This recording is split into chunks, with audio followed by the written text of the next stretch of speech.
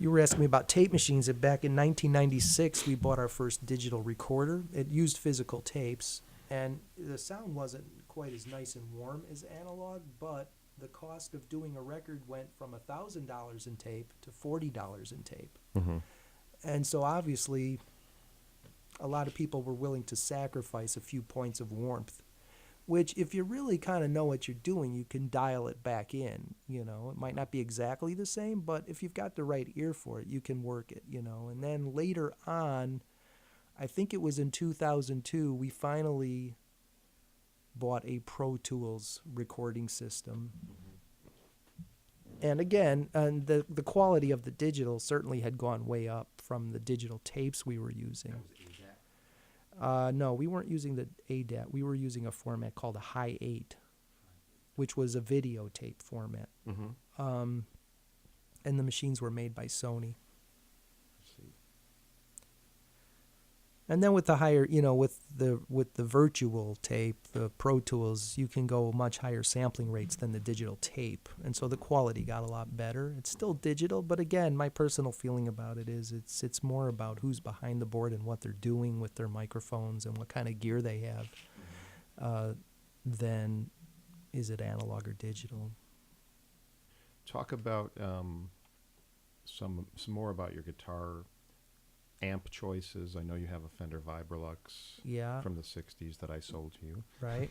And I know you probably have a lot of guitar players that come in here and want to use their own gear. Talk about some of your preferred guitar sounds and amps for studio, and also talk about some of the live recordings you've done. Mm-hmm. Well, of course, a lot of guys like the Fender sound, and you know, it's a good, clean sound, and it's nice and warm. We have a Vibrolux here. We also have a Music Man 210 that a lot of people like. It's not as fat as the Vibrolux, but it has the volume and the master control, so you can kind of get a more dirty kind of sound, and so a lot of people like that. We have a twin that's kind of a makeshift from the 70s. It's not really all 100% twin, but it's another amp we have.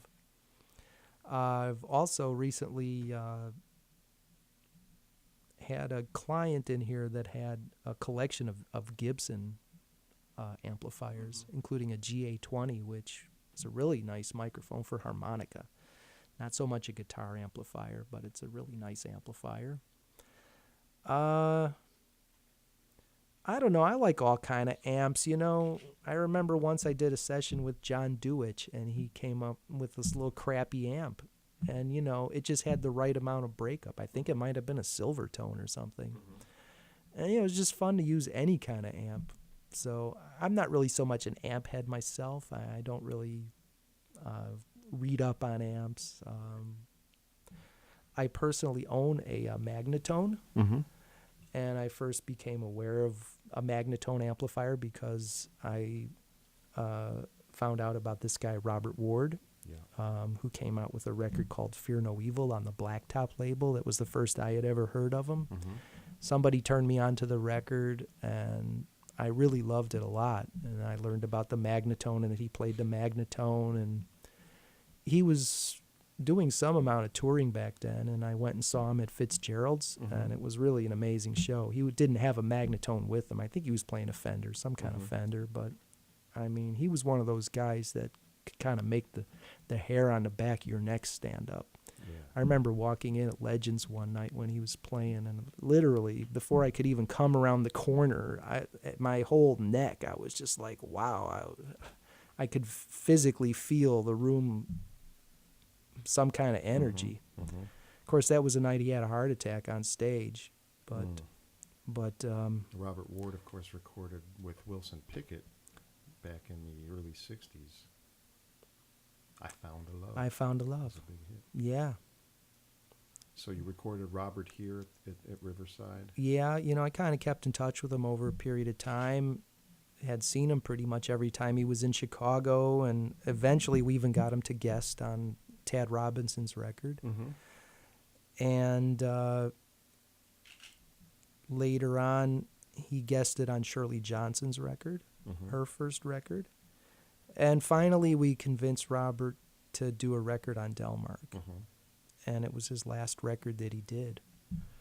What's the name of that album? New Roll Soul, Right. which I think was 1999. Mm-hmm. My wife and I had just met at that time.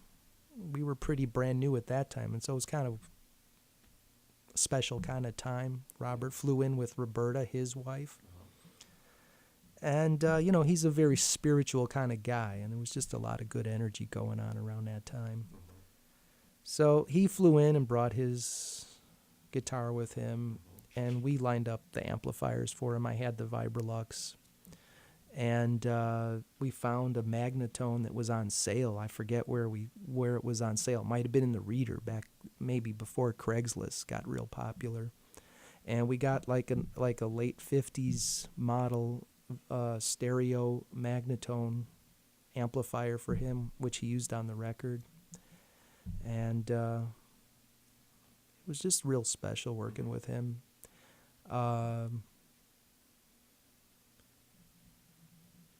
There was like maybe one punch-in on that whole record on guitar. Yeah. Everything on that album is live as you hear it. I think maybe one little punch we did. And then the vocals, he had to redo pretty much all the vocals on the record. But I insisted at the session to at least give us a good scratch to keep the band in what was needed to be going on. And I was a little worried because when he first came in, he was coughing, and I was like, uh-oh, And the day before, even at the session with some of the scratch vocals, he was very iffy on vocals, but he really did what he could at the session. I'm thinking, oh my God, I mean, we got this great album. If only he can now deliver the vocals. But boy, he nailed it. After he got warmed up the next day, did all of them in one day, and that was it. Do you remember him recording the guitar live in the room with the band? Oh yeah. Yeah. I don't know if you had this, but we put out a Delmark. I can't remember if it was the 40th or the 50th now. Mm-hmm. Oh, God. I think it was the 50th anniversary. It was 2 blues discs, 2 jazz discs, and there was a bonus DVD in there. And I had some footage of the session, and it's on there. You can see it. And he was playing the slow blues, that really long thing. Really? I gotta check that out. And it was shot right through the window of the control room. Uh-huh. It's a little fuzzy, but you see him standing there in his T-shirt playing, and it was really amazing. He was playing a Telecaster? Yeah. Yeah. And I have some more footage of him rehearsing, footage of him at the photo shoot that's never been seen. It's in the closet somewhere, one of these days. Wow.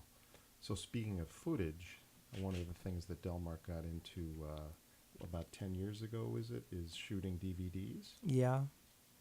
Well, again, the technology has grown so quickly that even now you have these little high-definition cameras that you can hold in the palm of your hand, and you can buy them inexpensively. Mm-hmm. So we went out and bought a bunch of cameras, and when we got the Pro Tools, I was looking at some of the features of Pro Tools that I was not even familiar with, including the fact that you can do 5.1, which is the kind of theater sound system with the surround sound. You got your subwoofer and all that. And I was like, oh, wow, check it. We can do 5.1. I said, maybe we should get into movies, And that was the beginning of it, just like that. And, Bob Kester, the owner, his brothers are cinematographers, and he wanted to be a cinematographer.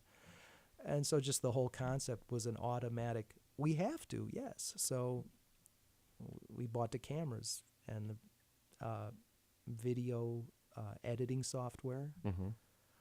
Bought a few more monitors in here so we could listen to 5.1 and put a TV in here so we could watch the QuickTime movies and do the mix and all that kind of fun stuff. And, it's real grassroots, but that's how we did it. Yeah. And you've done, what, about 20? There's 20 now, yeah. Blues and jazz DVDs. Yeah. Mostly shot at clubs live in Chicago. Yeah. Some on the west side. The first Tail Dragger and the second Tail Dragger were both done on the west side. One at Vern's Friendly Tavern at 13th and Pulaski, and then the other one was at a place called Rooster's Palace on West Madison. And we've also done a few at Rose's. That's one of our favorite places to shoot. We did Little Arthur Duncan there, and we did Carrie and Larry Bell there. We also did Carrie and Larry Bell at Buddy Guy's Legends. We did Jimmy Burns at Blues on Halstead. And we did Byther Smith at a place on the south side called the Natural Rhythm Social Club, Mm-hmm. which isn't around anymore, but I think it was at 59th and Damon. Mm-hmm. And so those are the ones that come to mind. Sure. And then, I'm kind of a movie fan. I like watching DVDs at the house. And I said, hey, look, they got these commentary tracks on these DVDs. Maybe we should do commentary tracks. So in the beginning part of our DVDs, I started doing special features where I would interview people on camera, like Mhm. Fred Anderson I did, Mm-hmm. and the Deep Blue Organ Trio I did. But then I thought to myself, well, it seems like people are doing these DVD things, and you've already seen the artist from the concert for an hour. Why do you want to see them sitting there? So I just started doing these commentary track things, and I think they're pretty cool. They're Mhm. pretty funny sometimes. Yeah. And a lot of people have commented on them, like people who have bought it and all the reviewers. And Bob Kester's commentary track on our 55th anniversary DVD went over very big. And Sure. there's some funny stuff in there too. So Yeah. it's a lot of fun. We've kind of slowed down our DVD activity a little bit in the last year or two, but they're going to happen again. It's just a matter of time, the right project. Mm-hmm.